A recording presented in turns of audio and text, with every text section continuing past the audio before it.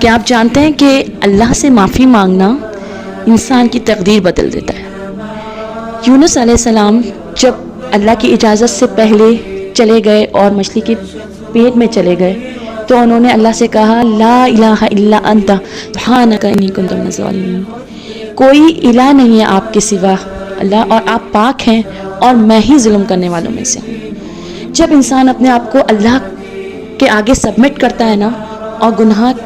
کا اعتراف کرتا ہے اور اللہ سے سچے دل سے توبہ کرتا ہے تو اللہ اس کی تقدیر بدل دیتے ہیں۔ آپ کو پتہ ہے قرآن میں اللہ پاک نے فرمایا ہے کہ اگر وہ اللہ سے معافی نہ مانگتے تو قیامت تک مچھلی کے پیٹ میں رہتے، یعنی انہوں نے معافی مانگ کر اپنی تقدیر بدلوا لی۔ اس طرح ہم بھی آج اللہ سے معافی مانگ کر سچے دل سے توبہ کر کے استغفار کر کے یہ کلمے کا ورد کر کے اپنی تقدیر بدلوا سکتے ہیں اور اللہ کے رضا کے مطابق زندگی گزار سکتے ہیں۔